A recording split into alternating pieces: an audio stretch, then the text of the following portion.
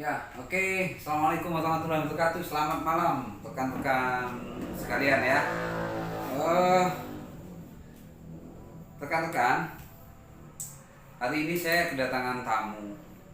Namanya Pak Muhyiddin.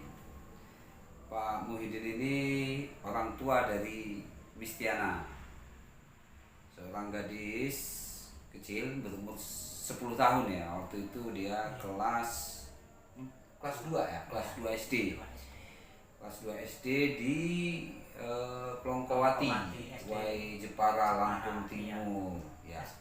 Nah, tahun 2016, tepatnya pada 14 April 2016, adik kita Mistiana ini diculik oleh dua orang ya. Kalau informasinya dua orang. Jadi penculikannya itu dengan cara adik kita Mistiana ini diiming-imingi dengan es krim, lalu dibawa oleh para pelaku menggunakan sepeda motor ya.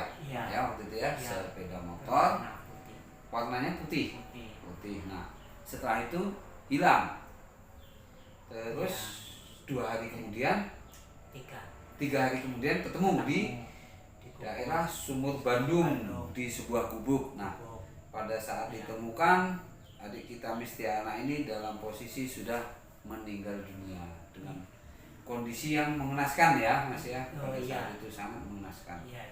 Nah, hari ini adalah 7 tahun ya, 7 tahun pasca peristiwa, dan 7 tahun yang lalu itu saya dan kawan-kawan pernah mengadakan aksi solidaritas di lapangan Sribawono dengan tema 1000 lilin ya, di mana kita mengadakan aksi keprihatinan terhadap kasus-kasus kekerasan yang terjadi dan belum terungkapnya pembunuh dan penculik adik kita Mistiana ini.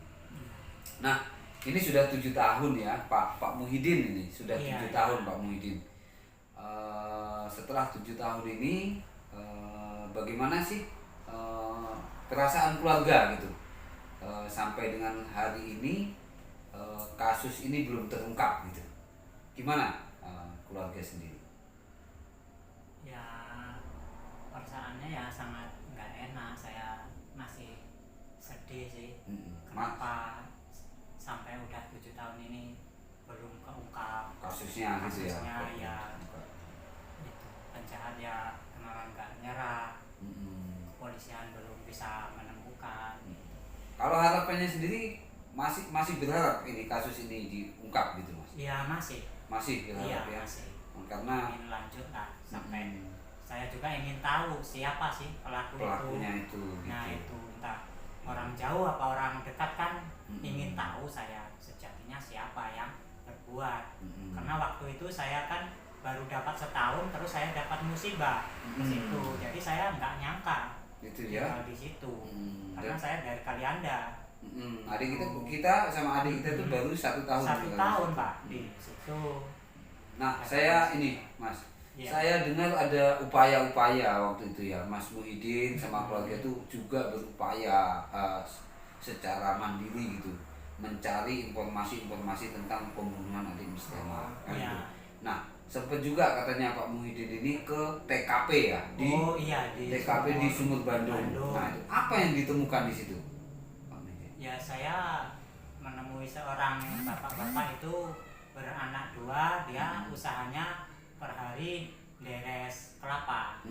Oh, ini membuat gula ya? Buat gula. Nah, saya ke situ sama ponakan saya namanya Wiji, anaknya Pak Nurkolis. Itu anak yang tua. Saya ajak ke sana, terus ngobrol-ngobrol. Ketemu dengan bapak itu ya. Tahu namanya siapa?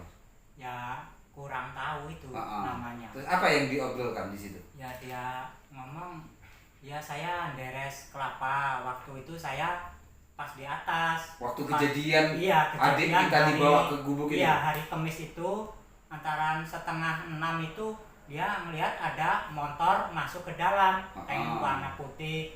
Orang itu cukup cepat membawa anak kecil. 2 orang katanya? 2 orang.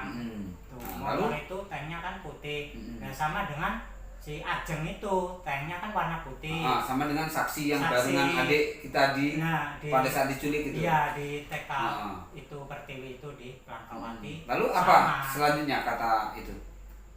Saksi itu. Saksi itu ya ngikutin gitu atau enggak? Enggak, dia tetap di atas karena orangnya arah masuk ke ini keadaan sudah sore. Oh gitu. Gitu. Jadi arah ke gubuk itu.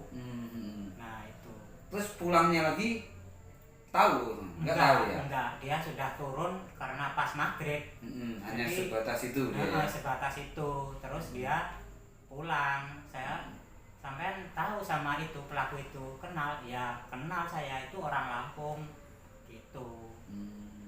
Itu si kata si saksi itu bapak itu yang beres kelapa. Terus ngomong sama saya, loh ini Pak, saya sudah 5 hari kemarin saya didatangi Pak Kapolres sama Kapolda, nanyai saya juga. Lah ini sampean ya nanyai, sampean siapa? Saya selaku orang tua korban almarhum Istiana, saya ini ponakan saya juga ingin tahu. Nah gitu. Iya, saya tahu orangnya ini. Nah itu. Kalau sepengetahuan Pak Muhyiddin, orang yang tahu pada saat pelaku itu masuk ke dalam itu tadi itu pernah dimintai keterangan nggak sama polisi? Yang bapak yang beres? Yang, ya itu Pak Kapolres sama Kapolda datang ke situ. Oh, sempat nanya? Iya, sempat nanya. Ditanyain. Nah, sudah dapat 5 hari Pak Kapolda dari situ, saya ke situ gitu sama ponakan saya. Nah, sudah dapat 5 hari lagi saya ke situ, bapak itu sudah pindah. Terus saya nanya sama lingkungan, sama RT, kemana bapak ini yang beres kelapa? Oh, pindah Pak, kemana? Entah, nggak ngomong sama saya. Di sini ada keluarganya nggak ada, dia nggak ada keluarga. Kayaknya dia ketakutan sama pelaku ini karena apalagi sudah datangi kepolisian. Jadi dia kayak agak pusing orangnya gitu. Jadi pasca ini didatengin sama pihak kepolisian, bapak itu langsung pergi. Itu. Jadi begini, 5 hari. Kan maksudnya itu si saksi ini didatangi oleh pihak kepolisian dari Polres dan dari Polda gitu pada saat itu. Jadi langsung pergi ya? Gitu. Iya, dapat 5 hari. Saya udah dapat 5 hari dari situ. Terus saya ke situ lagi, bapak itu sudah pindah gitu. Ketakutan kata tetangganya, takut dibunuh sama pelaku itu gitu karena dia kenal sama yang cukur cepak itu gitu. Orang Lampung, Sumur Bandung. Nah itu karena bapak ini yang beres kelapa itu orang Jawa ya. Gitu. Mungkin dia takut karena dia juga merantau. Oke, mudah-mudahan gitu ya Mas ya, mudah-mudahan kita masih ada harapan untuk keadilan, untuk bagaimana supaya kasus ini bisa dibongkar ya, dengan pihak kepolisian dan keluarga juga bisa bisa puas atau paling tidak keluarga juga bisa mengetahui, bisa mendapatkan keadilan seadil-adilnya gitu kan. Adik kita juga tenang di sana. Seadil-adilnya lah. Mungkin bisa ini Mas, bisa sampaikan kepada aparat penegak hukum terakhir, pesan-pesan kepada aparat penegak hukum gimana supaya kasus ini supaya cepat terungkap atau bagaimana? Ya, saya mintanya kepada aparat yang penegak hukum sebagai kepolisian ya kalau bisa ya urus lagi lah, diungkap supaya sampai ketemu gitu. Saya sebagai orang tua korban agar ini bisa tenang gitu. Makanya saya pindah-pindah karena istri saya di sana nggak tenang karena pelaku belum ketangkep. Takutnya nanti terjadi sama anak saya yang Rizky sama Dina. Kalau terjadi lagi, nah gitu. Makanya pindah-pindah, masalahnya itu ingin cari ketenangan. Mamanya juga trauma, terlalu ingat almarhum gitu. Gitu ya. Iya, oke. Itu Mas ya, mudah-mudahan lah kita juga terus berdoa, kita juga terus galang dukungan dengan publik.